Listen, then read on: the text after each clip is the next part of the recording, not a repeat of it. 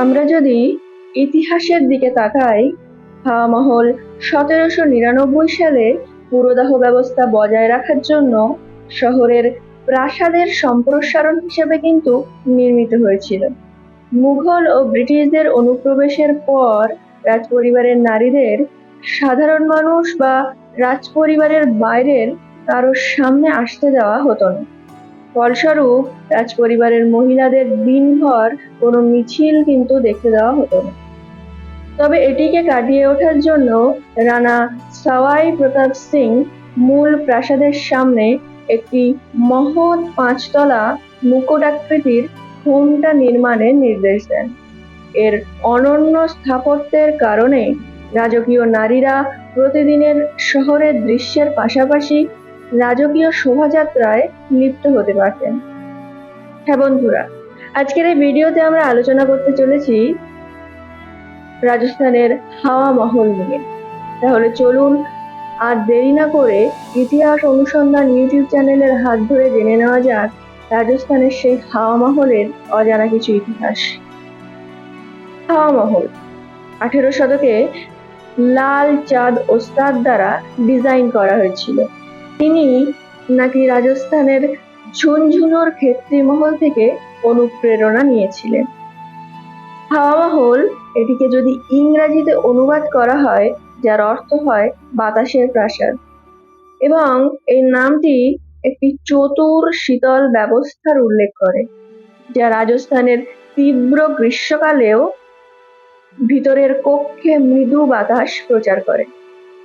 এই উদ্ভাবনী নকশা সাম্প্রতিক সংস্কারের পরে সম্পূর্ণভাবে হারিয়ে গেছে, যেখানে প্রতিটি জালির খোলার পিছনে জানালা স্থাপন করা হয়েছিল। আজ সেই বাতাসের প্রাসাদে কোনো বাতাস নেই। হাওয়া মহল জয়পুরে রাস্তার স্তর থেকে একটি অপটিক্যাল বিভ্রম হিসেবে কাজ করে। এখানে এটি একটি বিশাল কাঠামো হিসেবে প্রদর্শিত হয়, কিন্তু প্রকৃতপক্ষে ভবনটি কেবল একটি বিস্তৃত সম্মুখভাগ, যা সিটি প্যালেসের একটি অপ্রতুল অংশ। তবে রাস্তা থেকে আমরা যে হাওয়া মহলকে দেখতে পাই, সেটা কিন্তু এর সামনের দিক নয়, বরং সেটা হাওয়া মহলের পেছন দিক। হাওয়া মহল জয়পুরে 5 তলা জুড়ে রয়েছে এবং একটি পিরামিডাকার কাঠামোটি হিন্দু দেবতা কৃষ্ণের মুকুট এবং রাজকীয় ক্ষমতা বোঝায়। একটি ময়ূরের লেজ উভয়কেই নির্দেশ করে। এখন আমরা জানবো যে এই হাওয়া মহলের স্থাপত্য ও নকশা সম্পর্কে।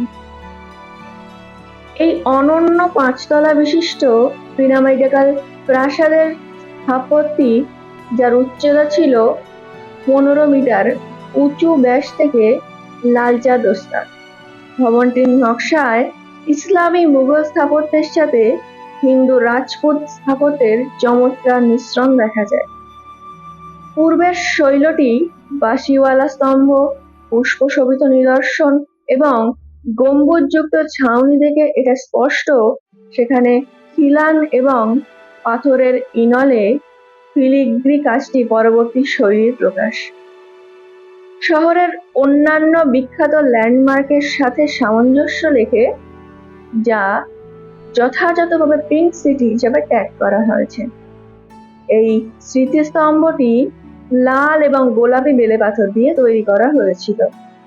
মহারাজা সাওয়াই প্রতাপ সিং এর ভগবান কৃষ্ণের প্রতি ভক্তি প্রভুর মুকুটের মতো প্রাসাদের কাঠামোর নকশা থেকে প্রকাশ পায়। এই বিল্ডিংটির সম্মুখভাগ সুন্দর মোটিফের সাথে জটিলভাবে খোদাই করা একটি মৌচাকের সাথে পরিচিত। কাঠামোর বেশ কয়েকটি গর্ত, প্রতিটিতে ছোট জালিকার জানলা, ছেনাযুক্ত বেলেপাথরের গ্রিল এবং সজ্জিত গম্বুজগুলি বিল্ডিংটিকে অর্ধ অষ্টভুজাকার উপসাগরের একটি চেহারা দেয়।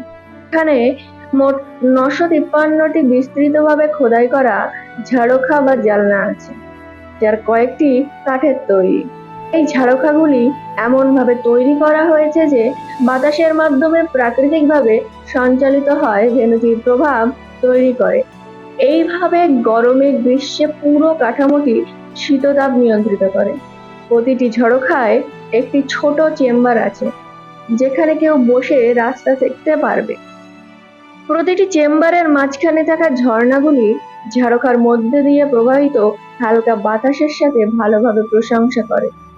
এইভাবে চেম্বারগুলি শীতল প্রভাবকে বাড়িয়ে তোলে। প্রাসাদটি গোলাপি বেলে পাথর থেকে তৈরি করা হয়েছিল, কিন্তু 1876 সালে বাইরের দেয়ালগুলি ক্যালসিয়াম অক্সাইড পেইন্ট দিয়ে আঁকা হয়েছিল, যা জয়পুরকে তার স্বতন্ত্র গোলাপি রং দেয়।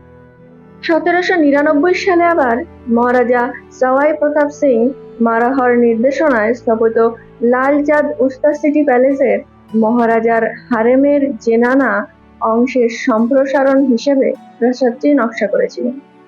বিল্ডিংটির মূল কাজ ছিল মহিলাদের রাস্তা এবং সাধারণ স্তর থেকে অদেখা থাকা অবস্থায় শহরের দৈনন্দিন জীবন পর্যবেক্ষণ করার অনুমতি দেওয়া।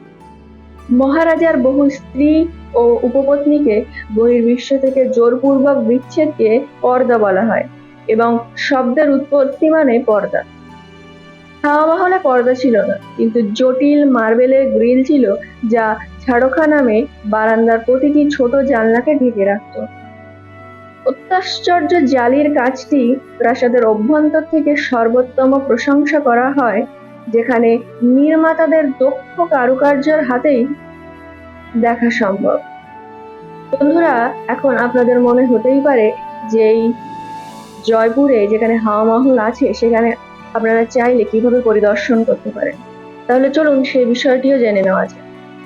হাওয়া মহল, যেটি জয়পুরে আসা জাতীয় এবং আন্তর্জাতিক পর্যটকদের আকর্ষণ করে, তা শহরের দক্ষিণ অংশে হাওয়া মহল রোড বাদি চৌপদে অবস্থিত।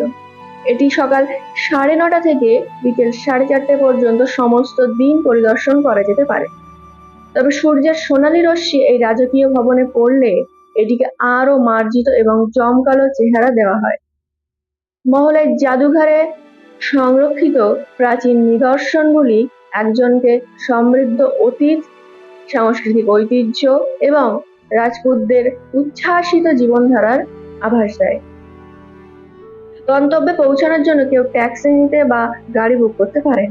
যেহেতু রাজস্থানে গ্রীষ্মকাল খুব গরম থাকে, তাই জয়পুর ভ্রমণের সেরা সময় হলো অক্টোবর থেকে মার্চ মাস, যখন শহরের আবহাওয়া মনোরম হয়।